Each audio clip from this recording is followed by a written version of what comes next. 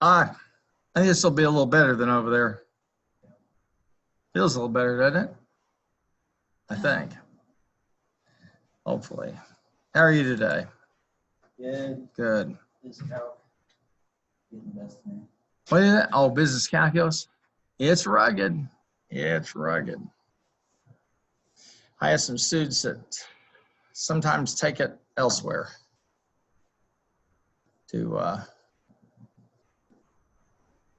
have a different experience, I guess, but maybe I should mute our session since it's being recorded. Or hit the share pause. So those of you who are out there, if any of you, well, there's just me so far. So, but I'll put it on the pause share. I'll resume the share. I'm going to put it on mute here for a sec.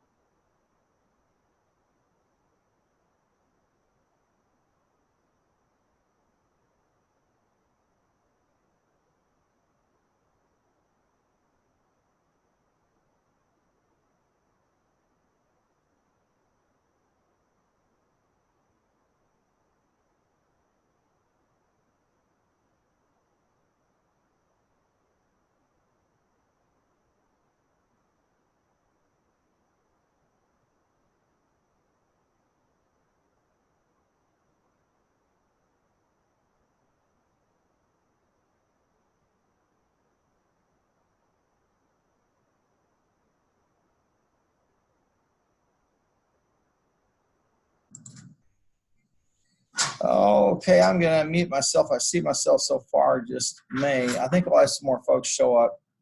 It's about 2 o'clock. So is this a little better than it is over there? Okay, good. And you can always scroll back to see what I muted as I had a discussion. But when you get, should be able to log into the machines just like you do over there, and then log in over here to Canvas. And okay, I got okay, Destiny's here. All right, Destiny loads in. Now I got muted. And week 4, like I said, since I'm recording this, folks can go backwards and see what's going on this week. We got the case follow-ups and the management decision problems. I think I might just talk some about those, kind of a preview of last week, a little bit of a preview of them, and then the interactive session 1. And I think, if I'm not mistaken, it was either this course or I sent an email out to everybody and I posted an announcement about the rendering on some of these examined by items. Maybe you guys, but you may run into a situation where you get an exam or a quiz and it has items that are unintelligible. Okay, what's happening is somehow the XML is not getting loaded like it should, and that ain't a me problem. I'm using what the publisher says to use, and what Canvas says to use. It's a Canvas problem. And so if you run into something like that, I just simply go in and give you credit for the items. Fair enough? Yeah, because that, and when you look at it, you'll say, oh, that looks like HTML or XML, and it is. It's not rendering properly. It's driving me nuts. I spent 2 hours Saturday working on a piece of this LMS with the 1103 class, trying to get their stuff all cleared out, the assignments stuff, and just stick with the modules. That's what you have to do here. And I don't think you have anything like that loaded in, but they just dumped everything into the assignments for that one course. And I drove the students crazy too. All righty. Now, I have, as usual, I try to provide you with some practical examples of why What time is your meeting over? and all of its different applications. And certainly, one of them is the use of And geographic what do you have information systems at 3? and GPS global positioning systems. And I have a link there for you to the Landsat, Could you take my car and then bring it back? which is a tool that you can use to Before practice, and then I can take it. choose a section of the Earth and overlay it with various types of maybe topographical, or just by example, income levels. Or let's say This if part I they really had need to be a listening to disaster, the amount of flooding. So they've layered those into a base level map. So that's something you want to take a look at. I also have over here for you, since we're covering ethics and information ethics and so forth, I have a nice resource on the history of cyber attacks and how they all got started. And then I have a guest speaker that addresses some issues that I think you'll want to take a look at in terms of the information use and ethics. Then I have a couple of items which are different from maybe what you've seen before, a web safari, and I just have a set of links for you, okay, that deal with some of these issues that we're using and that we're running into. And these are dated kinds of things, but they're good examples of the types of ethical dilemmas that pop up or the problems that pop up. And one of them, for example, I'll annotate this, Kaspersky, they sell software. They're like Norton, but the guy that owns it, Kaspersky, is a Russian national. And so he was selling his software to the United States government, and people in the Fed said, I think we need to don't buy any more from this guy, because there were some suspicions that he had interjected some bots and some other tools in to monitor what folks were doing. So he's a goner. WikiLeaks is another one of those. And you remember the guy that they just now, he's been arrested finally, but he had leaked all that data about what was happening with the United States and its involvement in Iraq and a whole bunch of other kinds of embarrassing and damaging things. So there are these tools out here that do provide some ethical dilemmas for us, and I think it's worth your while to take a look at some of these and go over and look at the news stories. I was looking at the New York Times last night, and I'll just take you over there real quickly. Let me get rid of that stuff. And get the eraser. Friend, there you go. And then we'll close it off. And the New York Times, and there were some continuing saga of Facebook and Google and some of these larger firms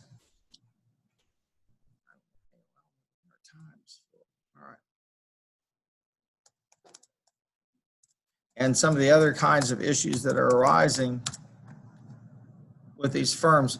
There's also over in the business section, and you'll probably want to search through them, a nice article about Netflix and their evolution as a disruptor in the tech industry, especially with Netflix. Netflix has gone from trying to sell CDs and old videotapes now to becoming a content provider and live streaming their content.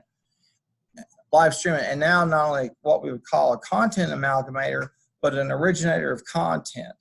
They've just bought all the Seinfeld episodes. So everybody who's into that genre is going to be binge watching Seinfeld for the next 25 years.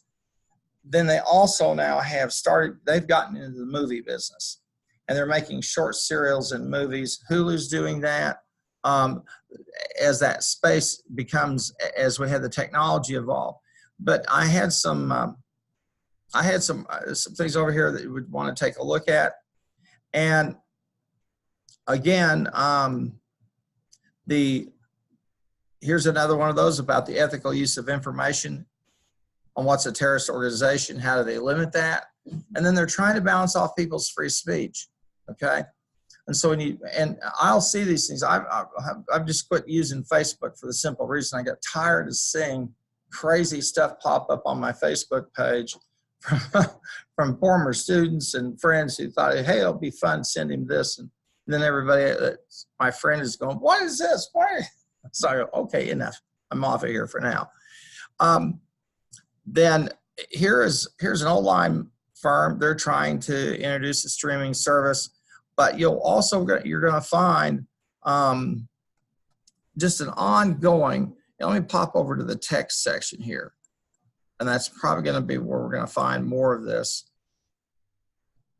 Okay, and this is again what's going on over in Great Britain. When my wife and I were over in Europe this summer, I was really struck by how much surveillance there is of people. There are cameras everywhere, the streets, restaurants, highways. I don't think there were cameras in the bathrooms, but I suspected, but I knew that we had cameras in the hallways of our hotel. So everywhere you are, it's watched. It's that CCTV that they have over there. People have different tolerance levels. Well, this article deals with the facial recognition aspect of it and what that means in terms of personal liberty and freedom. So there are a lot of things over there for you to take a look at. And again, the textbook does a pretty good job of walking us through that issue. So, and again, I would really encourage you to go take a look at this web safari that I've got put together for you, as well as the guest speaker. Now, here in chapter 4, and I just want to spend some time talking about that, they present us a model for thinking about all of the issues that are involved with ethics and privacy and information. Understand how this stuff has all evolved. You have to understand the people who originally started the internet. The internet is not the World Wide Web. The web is a bunch of pages that are strung together. The internet are machines that are strung together. And then they married them together using hypertext markup language so you could look at pages and so forth. But I used the internet back in the late 70s and early 80s when it was just simply machines connected to each other. Then came the pages. And even at that time, you could, most of the uses for those were for defense purposes, but there were folks out in what is now Silicon Valley that were posting recipes and having the discussion boards and talking about sports and crazy things. And it was a pretty well self-regulated environment. But once we had our first commercial browser, which was compact, that is, you could go in and browse the internet and it would give you links to addresses, etc. That's when all of this stuff started happening. And so the internet has been kind of a wild west, and at the middle of it, with MIS for a company, are all of these different issues in terms of information rights, property rights, obligations, the quality of the system, accountability and control, and quality of life, and how does that affect it. I'll give you a very good example. when I first started working, a student would never have dared to call me at home unless they wanted to die a slow and agonizing death. Okay, because there was no internet. Now I'm trolling my own email at 1 o'clock in the morning. I'm going, are you obsessed with this or what's your problem? And so if you send me emails, you might see me send you something back at 5 in the morning or 1 in the morning, 2 in the morning. And the average employee, and I'd have to go back and find the new data, but the average employee that's about 5 years old checks their email 25 times a day. And if you're working for somebody and you have an email system, it's the same story. Okay. Yeah, we haven't done it here yet, but there will be a day and time in OBU and they'll tell professors, we'll answer phone calls or emails within X number of hours or you shall die. And that's an engagement issue. So just one of those things in terms of the quality of life. For me, if you look at my schedule, you're going to see a familiar pattern.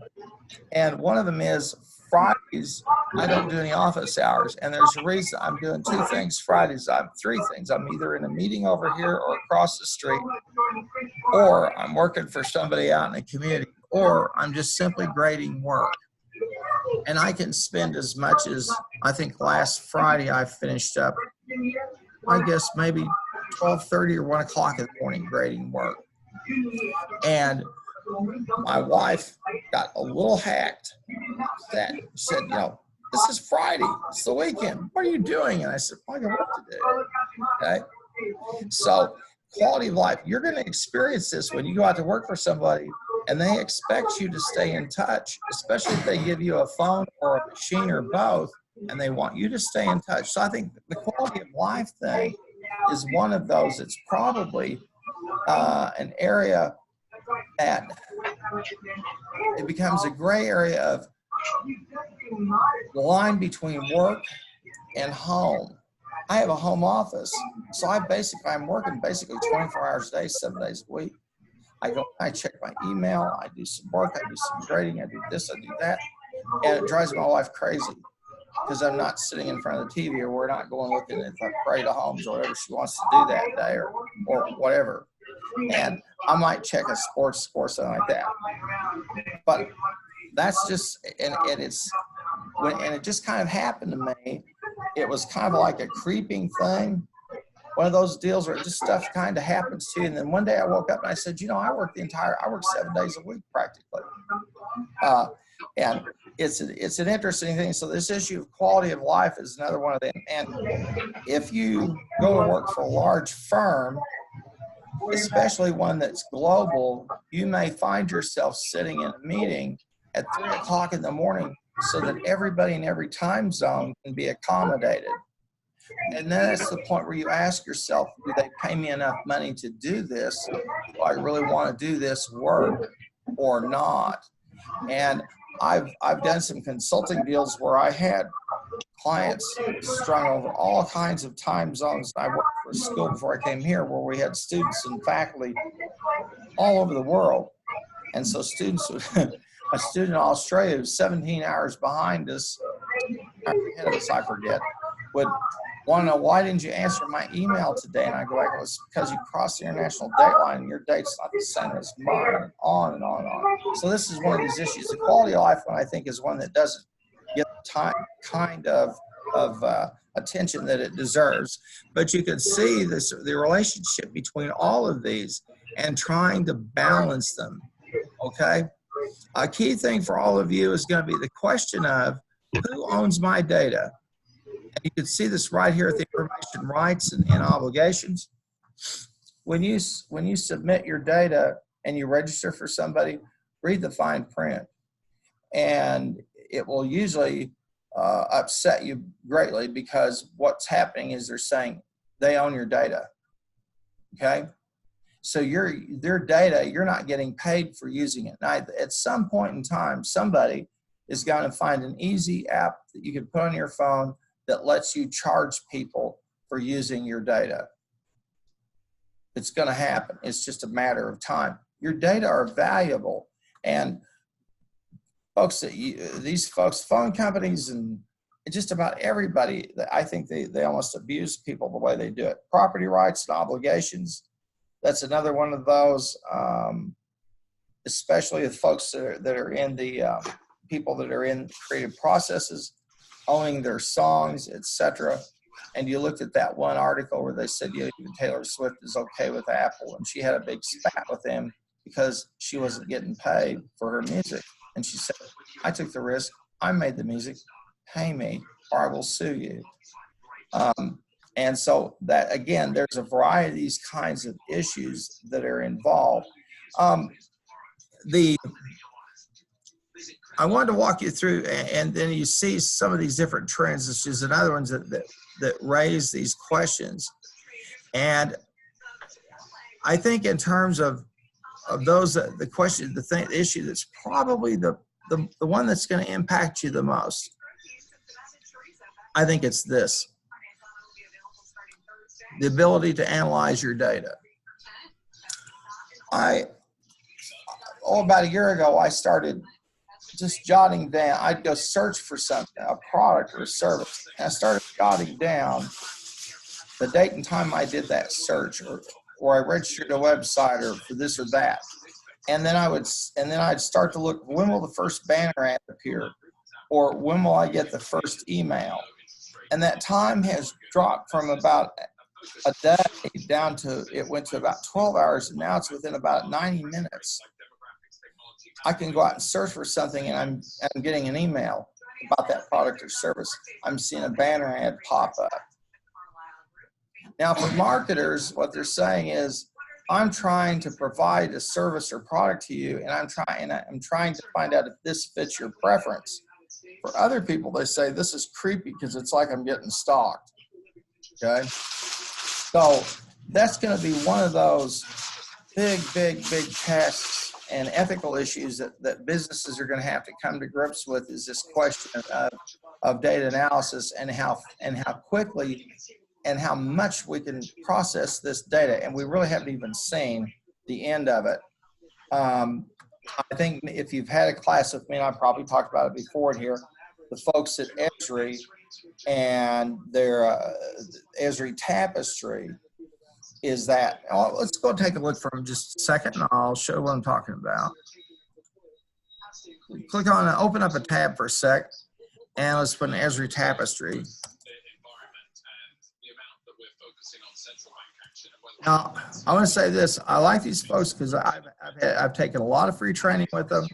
I've taken a lot of free courses with them, so they're pretty good in terms of how they treat academic people and letting us see their products and see what's going on and getting to speed with them.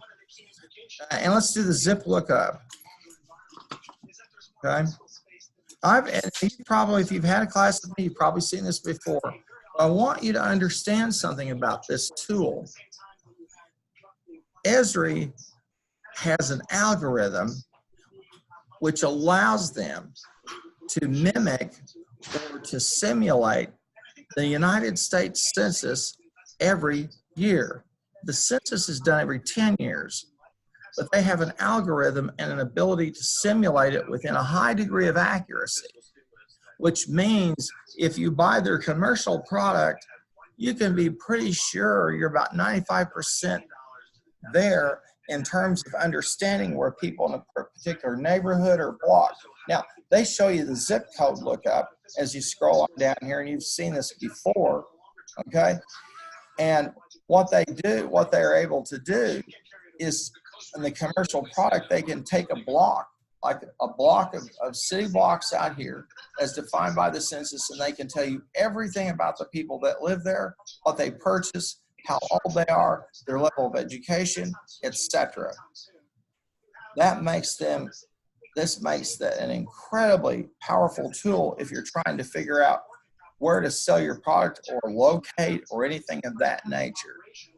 But with that comes an issue in terms of privacy. And if you followed the news any, this year it ended up in a court case. A big issue was on the 2020 census. The current administration wanted to add a question, and it was this: are you a citizen of the United States? You can imagine how well that went over in Texas, California, New York, and places where there are high numbers of what we would call undocumented people. And if you answered no, or you didn't have, or if you give no answer, then the commerce people could easily have taken that data and feed it over to whatever federal agency they want to come see you and say, you said you're not a citizen, what are you doing here? And round people up. And that scared a lot of people about, in terms who are concerned about civil rights. And I understand there's the other side of this thing of, we need to have people here who belong here, and we don't need to have open borders, etc. I've got that. I get that completely. I understand that. It really came home to me when I was in Europe this summer, and especially when we were in Italy. I'd say especially in Italy, when you walk the street and you had all of these people and you knew they were not Italians. And as our tour guide would talk with us about the different things they were showing us, they would mention that here's a large number of people from this particular country now who live in this area. Well, we started the tour in Amsterdam, and when I was in Amsterdam, we went into the Muslim section of Amsterdam. And we walked for probably 45 minutes, and we didn't see anybody that looked like us or dressed like us. They were all in their garb, etc. And they were kind and nice. They were ugly or said anything or did anything ugly. But it was, I thought, wow. I'm kind of worried about all these migrations of folks. But on the other hand, there's another side to that story, and I'm not going to get into that. But the capability of pulling this type of data, we're given a whole set of ethical dilemmas that we didn't have before. Now, network advances, those are important, etc. But I really do think, now here's another with your credit card. Okay? You might even remember. I don't think any of you are old enough to remember the day and time. Well, maybe one of us. When you took your credit card and you gave it to the clerk, and they put your card inside of a machine that had a carbon under it, and they ran your card across, and the numbers imprinted on a piece of carbon paper, and you signed it, and you were good to go. Some places would call credit card issuer and say, they want to spend $100. Are they good for it? Restaurants would do that. Check the call. They literally call people. There wasn't a thing as your card's been declined. There was no chip you inserted it into the machine. There was no sliding thing or any of that stuff. But now with these payment systems, data are really at risk because most of them wireless systems that aren't all that well encrypted or protected. And anybody here use payment through your phone? Oh, you have a lot more courage than I do. I won't do it. I'm an old guy. I will not do it. You two do it? Now, what do you pay for with your phone? Anything? Everything? Okay, have you got Apple Pay or what do you use? Okay, Apple Pay. You didn't know about the big breach, did you? Oh, okay, I'm not complaining. I got a little bit of trouble here when we had some questions about changing logins here at the school into Banner. And I got a little bit vocal for a reason. The change that they were proposing meant it was going to be a lot easier for a hacker to find your data. All of us know if you log, now for faculty, if I log into data, I put in my ID, right? I put in my password, I put in my OBU ID, and then I put in my birthday. Right? I watched it a million times and nothing is that system's pretty vulnerable. If someone gets my ID, how many digits can I have on a birthday if I digitize it? For the quality that you get, I feel like we're stealing athletics. 2 for the month, 2 for the day, 2 for the year, or I can have 8 if I have for just $24. The full. It was a life-changing moment for me. I had no idea that my grandfather was Folks a who are federal judge hackers in Guatemala. He was have an little advocate machines for the called people, bots, a voice and those bots will come in, they'll attack the system, and they'll just start running. If they find out, if they can get your ID, then they'll come to Banner and they'll just start looking like you're working with a combination on a wall. And when they find the combination, guess what? Your Banner's compromised. Your social security data, your academic record, where you live, your phone number, all that. For me, because this is where I get paid, they have my payroll data. So I got a little bit obnoxious, a little bit mouthy about how they were going to handle all that, because it concerned me greatly, because we were actually just going to we were going to increase the odds that a hacker could get into the system. And so I thought, this is a little bit nonsensical. If we're reducing the amount of input on a password or user ID, you just increase the hacker's ability to get in there. And I get my hand slapped for being a little bit too mouthy, but that's okay. I said it's worth it, because I don't want people hacking my data. If you go to my Banner data, you can get everything about me. Because it has my payroll, it has my W-2s, and you can take that and run with that information. So Banner's not just this benign kind of thing that we use. It can become a highly dangerous thing. So things like payment system. Now, here's a nice schematic that the authors give us in terms of looking at or trying to promote what they call non-obvious relationship awareness, okay? And getting us to understand that folks that are identity thieves, this is one of the things I think finally that kind of got me out of trouble, is I said, look, a university is a honeypot for every identity thief in the world. Why? Because all of you have just enough of an identity to build, but not enough for someone to catch it easily. All of you probably have credit cards, maybe you've bought a car, you got a social security number, you've got a home address, and to you, and I did, you are like the finest sirloin that an identity thief could find, because they can build on your data. You don't have a credit history. If somebody steals my identity, I don't have enough credit history that at a certain point, somebody's going to catch them and go, oh, there's a problem here. And so on all of my cards, everything I have insurance on all of them, so at a certain amount it stops if it pays out and all that business. But I've had credit cards compromised, and simply because I have a history out there. A credit card, I have a credit history.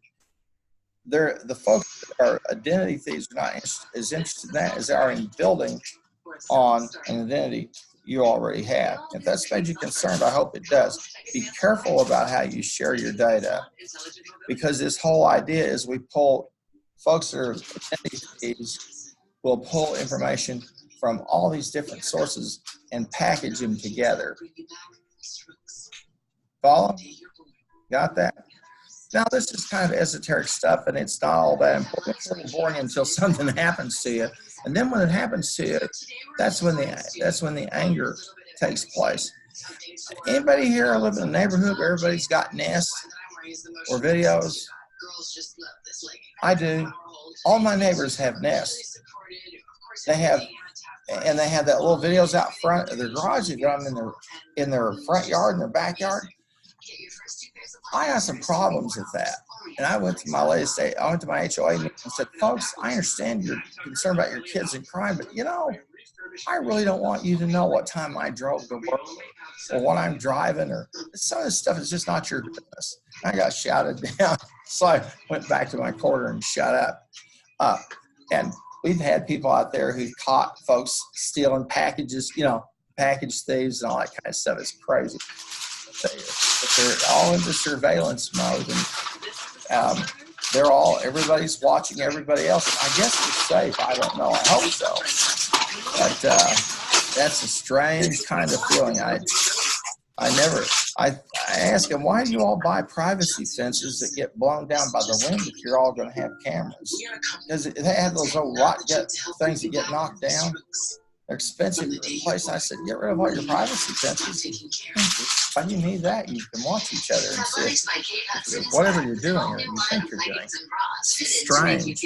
Anybody have a nest at home, or is it on your porch? Is it everywhere, or where do you got it set up? It's on the porch, nowhere else? That your parents have told you. Uh-oh, you may be in trouble. Okay. It's interesting stuff. Anybody have a question or a comment you want to add? How do I get out of here? Can I schedule you shut up soon? Those questions are off the table.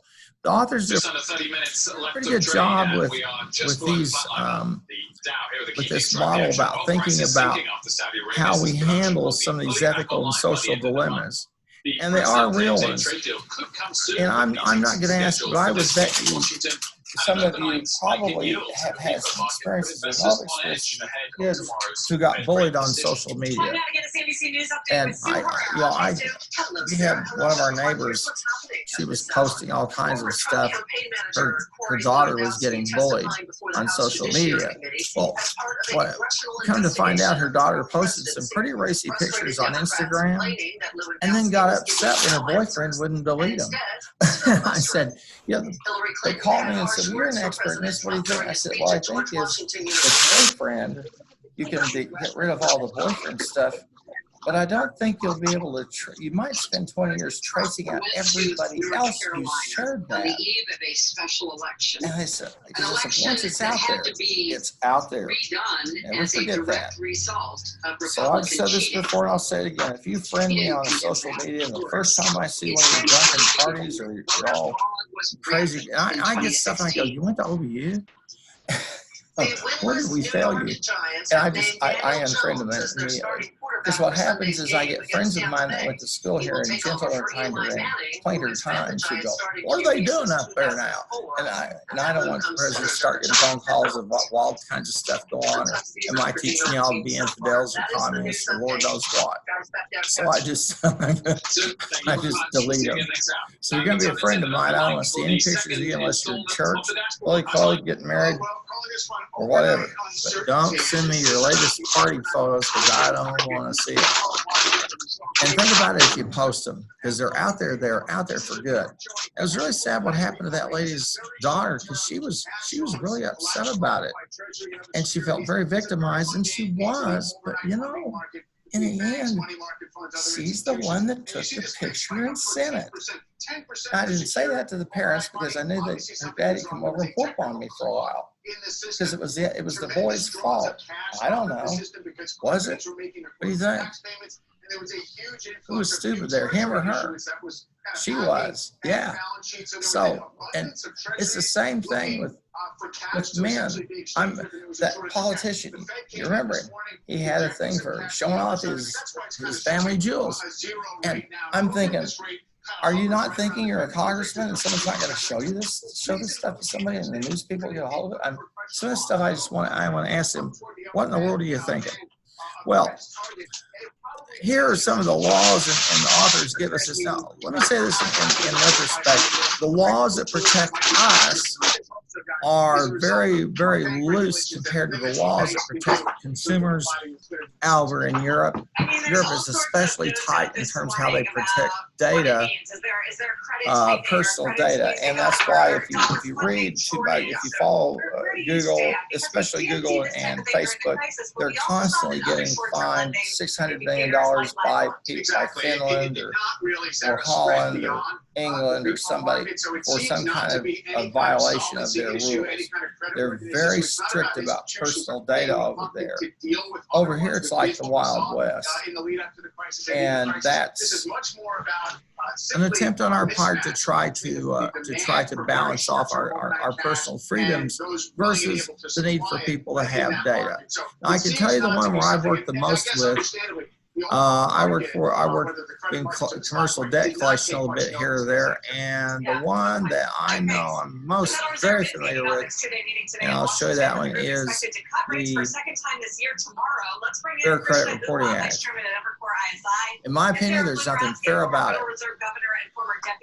You would be surprised how easily your credit report can be damaged.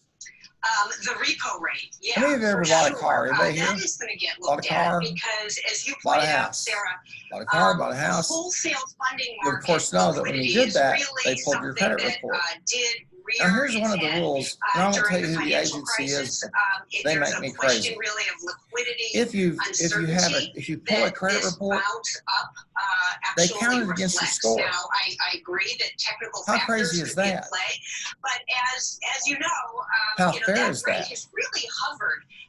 If Quite you have low, too many, they really done you on your credit score.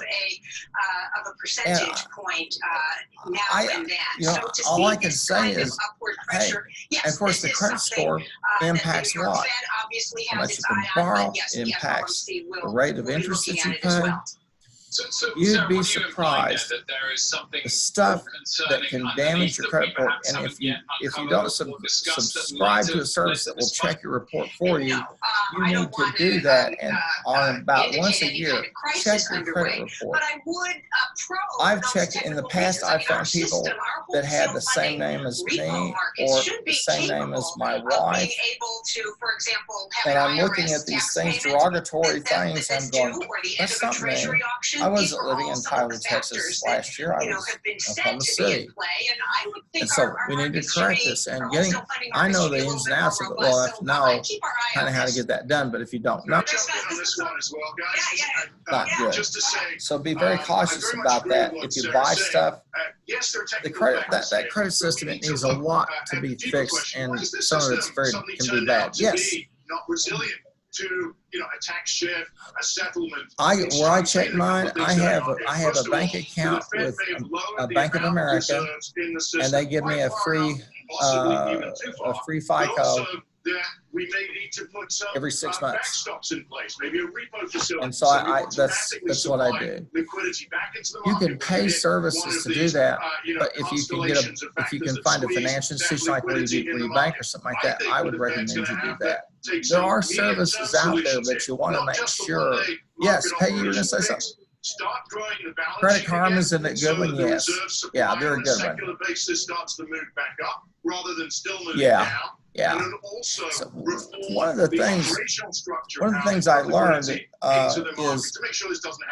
for example, let's say somebody's buying a house and they're not exactly credit worthy.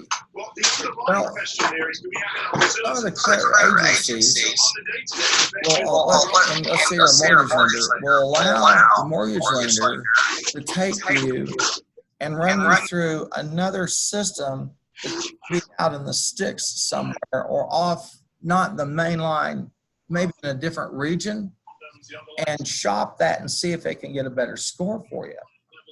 And the ethics of that, I've always kind of questioned. I have a good friend up in St. Louis, it's a mortgage officer, but the stuff that the underwriters can find or will ask people to explain things and all of that can get really, really crazy. Business credit is even worse. Extending business credit, a company can get done for just about anything. And if you're a publicly traded firm, that's one thing. Big accounting people, all that. But if you're and deal with you as an individual, you're taking your chances with the credit agencies. My wife and I have a Bank of America, and I use them. Do a FICO for me, and since they run it, it doesn't impact. Because literally, if you run credit reports, even soft pull, you hear people say use soft pull, and that means they're not really getting the full credit report. Even that can trigger some agencies to downgrade your credit. I had an aunt that had never had credit in her entire life. She'd never had a credit card. She paid cash for everything. And she got her first credit card, and her credit score was, I don't know, 5 something. And she had me call and ask him why she had such a low credit score. And they said, she's never borrowed any money. I thought, okay, paid all of her bills with cash. She's never borrowed money. Now that's a reason to penalize her. Makes lots of sense. So I thought, well, so she got a card and we worked on it, but we finally got it taken care of. But you know, it's crazy. But yeah, I use them simply because I get the service for free. I bank with them because I Bank of America and I use Wells Fargo occasionally. Yeah, they're pretty good. They've had some scandals here or there, but you know, other than that, but Bank of America is pretty straightforward. Yeah, I think the authors do a really good job with this. Credit Karma, do you use Credit Karma? How long have you been using them? Okay, what do they charge you? They don't charge you anything. Is there a certain number of pulls that you can do a year? Really? And it does not affect your credit at all. Okay, I've seen the ads and I didn't believe them, but maybe I guess it's true. I was thinking that can't be true.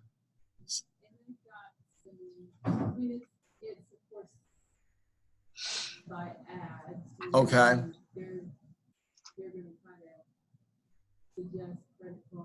Okay.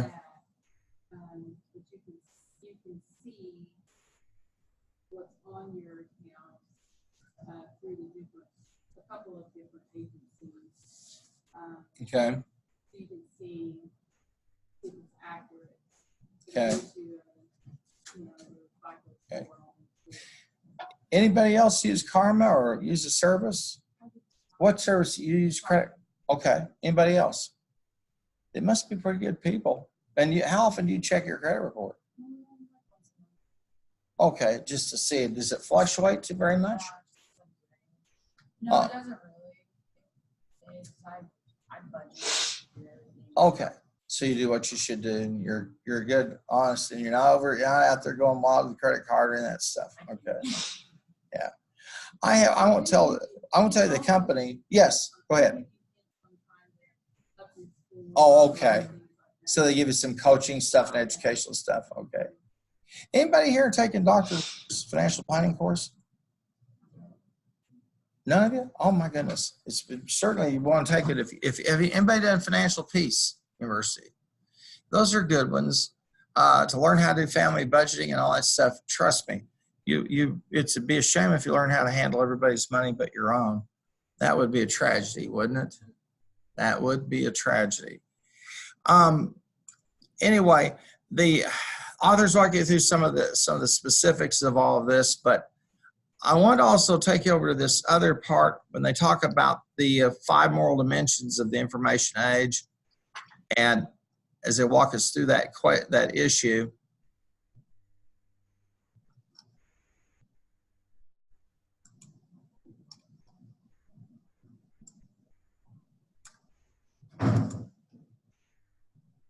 And here are the 5 of them that they talk about. Does it identify and describe the facts clearly? Define the conflict or dilemma? Now, I'll tell you something that happened to me. And when I took my first job, I left Norman. I'd finished school, I had a house down in Norman. And I went to work at Cape Girardeau, Missouri. This has been a long time at Southeast Missouri State University. This will tell you how times have changed. So I moved over there. I found a house, and the people that owned it, I said, they were gone. They had taken off. I said, would you rent it to me until I sell my house? They wouldn't rent. So I told the real estate agent, well, let's go look for something for me to rent until I get rid of my place. And she said, oh, no, we'll fix that. So we drove into town and we went to an institution called Boatman's Bank. They no longer exist. And the banker said, so you're going to work at the school? Yeah. Okay, well, I know where to find you. So here's what we'll do. I'm going to let you buy the house here. but just pay me the interest payments. And then when you sell your place down there, we'll pick up on the principal. And I called my dad and he said, don't do it, don't do it, don't do it.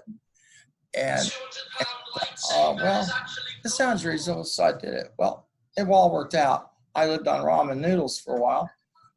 I sold the house here, and was able to go ahead and start back with the the principal payments on the house up there. To make a long story short, when I moved to St. Louis, I took another job. It showed up on my credit report. And it showed up that I had I was making interest only payments. So I was basically delinquent for a year's worth of house payments. So I had to go get a letter and have the guy at the bank make a phone call and explain all this stuff so the people in St. Louis would know I was a solid citizen. And if they sold me a house, I would move out in the middle of the night and leave them holding the bag. Okay. But I learned a lesson, and the guy said, this is a big credit exception. And I said, well, I just thought it was a deal that the nice people down there said. He said, well, you should have had it all, done this and written it up and notified all your agencies. And I said, okay. But I learned a hard lesson about that. So always look at the fine print. And if you have a deal and you make a deal, be very careful. But again, here are these 5 standards, and they make a lot of sense. They're very, very important in terms of making sure that this thing of information, which is this great thing of value we have, doesn't turn into a nightmare for somebody or some bodies. And then they give you some of the key technological trends that raise the ethical issues. Now, you won't find this exciting, but it's interesting to me. I've been taking courses on a thing called FinTech, and they're about the use of things like blockchain technology, Bitcoin, and all of this, which is a big thing emerging. It's going on in Asia and it's coming to the United States. But there's like 9 courses, and the first 7 courses are nothing but the regulatory system in the United States and Europe, because all of these regulatory bodies oversee banking and transactions and fiat currencies and all of that stuff. So I've been doing nothing but relearning in greater depth than I ever thought I would all the regulatory bodies that oversee financial transactions and everybody who's got their hand in the deal, from the state and local levels all the way up to the federal levels. And you would be amazed at the regulatory stuff that's out there. But you have to understand it, because these folks are coming in and acting like banks, especially if they act like a bank, or the folks that issue currencies. That one gets everybody's attention really, really fast. It took off over in Asia, particularly in China, for a very simple reason. People there didn't trust the Bank of China. You might show up one day and the $1 million you thought was there has disappeared. It's gone because the government confiscated it. And people would take hard currency when they go out of the country and come back in. They'd bury it in the backyard, or they'd put it in the mattress. So this is where cryptocurrencies and Bitcoin and these kinds of things came up. And then blockchain emerged. I haven't got into blockchain programming, but I figure it's pretty intense. But these are the kinds of things that are coming at us, and it's really going to change banking. I think Facebook has proposed, I think, using their own type of cryptocurrency, or what we would call a fiat currency that's totally digital. Why would somebody do that? What would be the point? Why would I want to use a blockchain?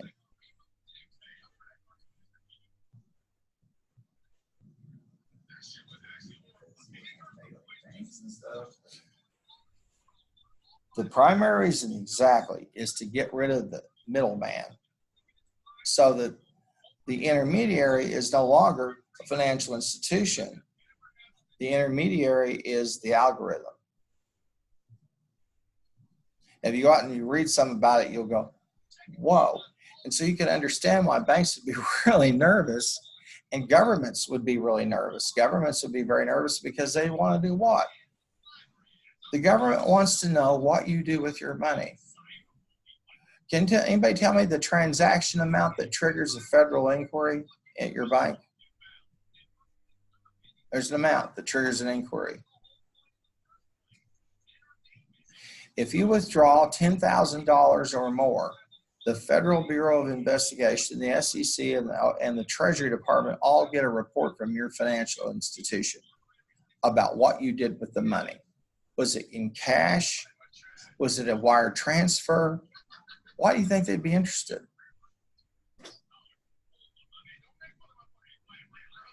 What do you think?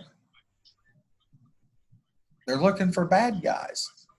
A lot of the laws that exist came out of the 1980s with the drug cartels that were operating down in Florida.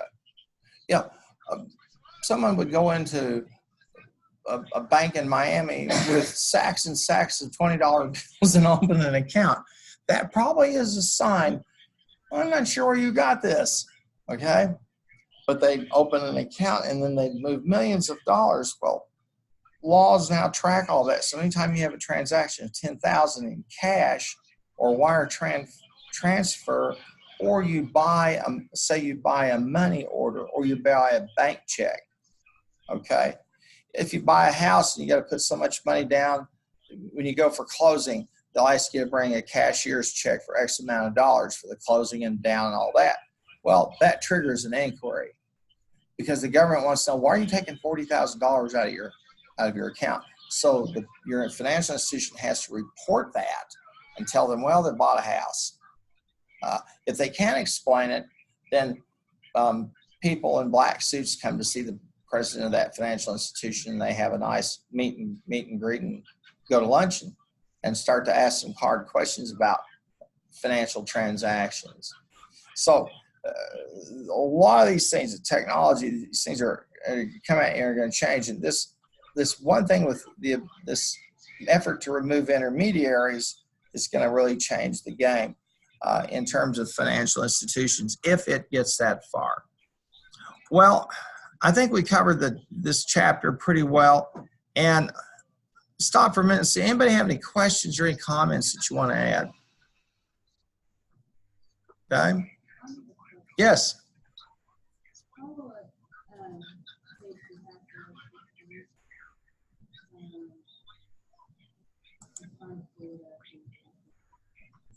Walmart and Amazon.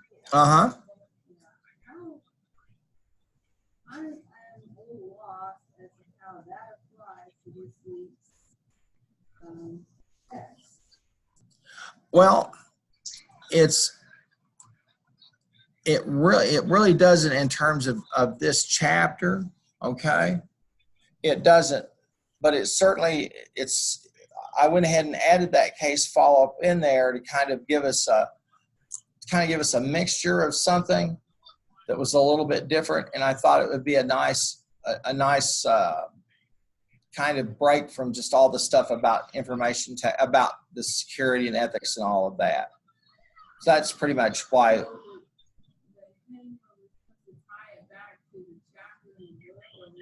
Yeah, you could go back in the textbook and find what the key issues are in terms of what they're fighting through.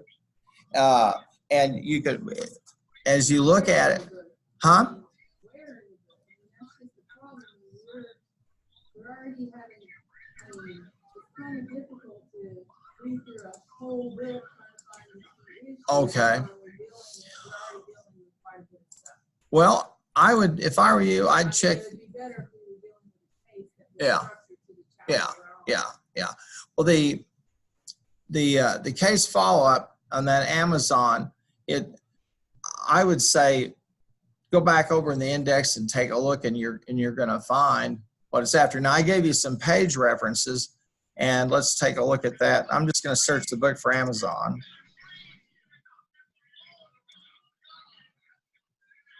Now, you should have an index to the back if you have a physical text, and I'm working from this one. And You go over to page 411.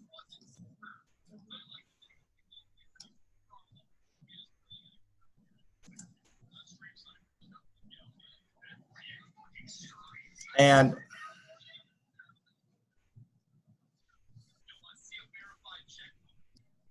so it's over in the textbook on page 411, and you'll see the case study there.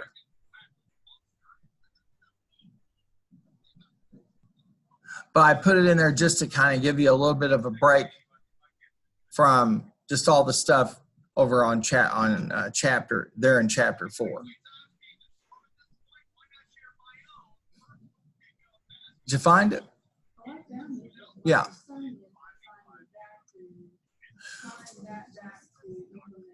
Well, yeah, what I'm wanting you to do, if I'm not mistaken, it's in chapter 10. And so I want you to pull the cases embedded in that chapter. So pull the concepts out of 10 that are there. That's what I'm after. Because if I'm not mistaken, it is indeed in chapter 10. And you'll want to pull out what are the you'll want to pull out the key ideas that the case is drawn from out of chapter 10. Well, just as far as the case, just pull the concepts out for the case for chapter 10. But you have one exam over chapter 4, that's all.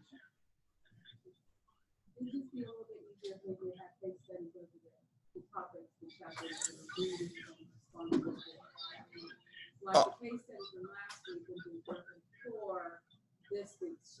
Yeah. I try to kind of mix and match them so it has a little bit of variety, but your point's well taken. And if there's one in a chapter that I haven't chosen and you prefer to do, I'm always open to have you do that one. Is that fair enough? So if you want to tailor it, because I do give you some choices on the management decision problems, if I'm not mistaken. So if you saw a chapter in this week that you wanted to use, a case, I'm fine with that. Just explain to me that's what you're going to do. But I'm just trying to throw some variety into it. That's all. Does that help? Yeah. And all you would really be, if you do the Walmart and Amazon, you're just responsible for that case, not for the entire chapter. Because I'm not giving an exam over chapter 10 or anything, just concepts out of the case. But if you want to choose something out of 4, feel free. Is that fair? Yeah. I'm sorry to everybody. It's a good question, Patty. I appreciate you bringing it up because I could see how it could kind of throw you. And you're always welcome if you have a case there. It's like the management decision problems. I've tried to give you a choice to do the one that interests you. So if I've got a case scheduled there and you think, well, it doesn't fit for me, then contact me and let me know. Or when you submit it, let me know. Fair enough? I'm flexible with that. Okay, folks, thank you so much. Appreciate it.